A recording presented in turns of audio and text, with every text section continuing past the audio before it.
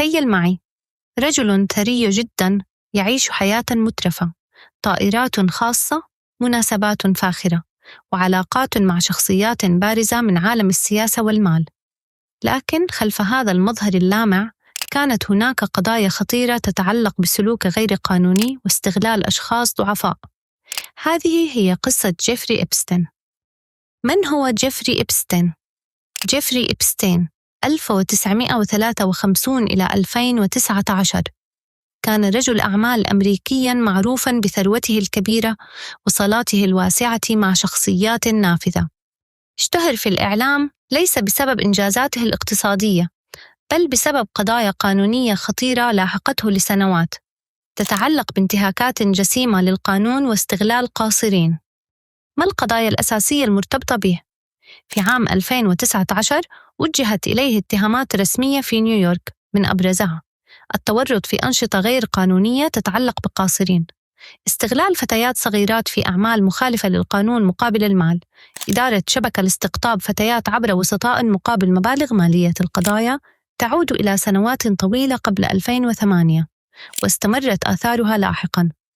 التحقيقات أشارت إلى وجود أشخاص ساعدوا في تنظيم هذه الأنشطة. جزيرة إبستين ليتل سانت جيمس، إلى جانب ممتلكاته في نيويورك وفلوريدا، امتلك إبستين جزيرة خاصة في جزر العذراء الأمريكية، عرفت إعلامياً باسم ليتل سانت جيمس.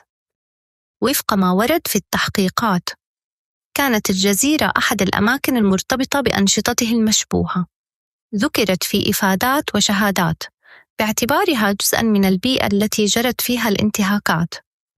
ماذا حدث لاحقاً مع الملفات الرسمية؟ في أواخر 2025 وبداية 2026 عادت القضية إلى الواجهة بعد أن نشرت وزارة العدل الأمريكية عدداً ضخماً من الوثائق التي كانت سرية سابقاً، من بينها مراسلات إلكترونية، سجلات سفر، تقارير تحقيق رسمية، وذلك ضمن قانون أقره الكونغرس يهدف إلى تعزيز الشفافية في هذه القضية. ماذا تكشف هذه الوثائق؟ المؤكد فقط الوثائق توضح الأسلوب المنهجي الذي استخدمه إبستين لاستغلال الفتيات مالياً ونفسياً. تظهر سجلات سفر واتصالات مع أشخاص كثر، لكن ذكر اسم أي شخص لا يعني إدانته أو تورطه قانونياً. تم سحب بعض الوثائق لاحقاً بسبب أخطاء تتعلق بحماية بيانات الضحايا. الأسماء الواردة في الملفات ماذا تعني؟ بعض الشخصيات العامة ذكرت أسماؤها ضمن المراسلات أو السجلات.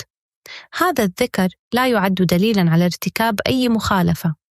لا توجد أحكام قضائية تدين هذه الأسماء لمجرد ورودها في الملفات، وقد أثار هذا الأمر جدلاً واسعاً حول طريقة النشر وحدود الشفافية. ما الذي يعد شائعة وليس حقيقة؟ انتشرت على الإنترنت ادعاءات غير موثقة، مثل قصص خيالية أو ممارسات غريبة بلا أي دليل رسمي، مزاعم عن أماكن أو أنشطة سرية لم تذكر في أي وثيقة حكومية موثوقة. هذه الادعاءات مصدرها محتوى تكهني ولا تستند إلى تحقيقات رسمية. جيفري إبستين لم يكن مجرد رجل ثري، بل شخصية ارتبط اسمها بقضايا استغلال وانتهاكات خطيرة للقانون. استغل نفوذه وأمواله لإيذاء قاصرين، استخدم ممتلكاته وعلاقاته كجزء من شبكة معقدة. ورغم وفاته في 2019 فإن القضية لم تغلق بالكامل، وعادت للواجهة بقوة مع نشر الوثائق الرسمية في 2025 و2026. لكن تذكيراً مهم: وجود اسم في وثيقة أو سجل لا يعني الإدانة. الحقيقة تحدد فقط عبر القضاء والأدلة القطعية.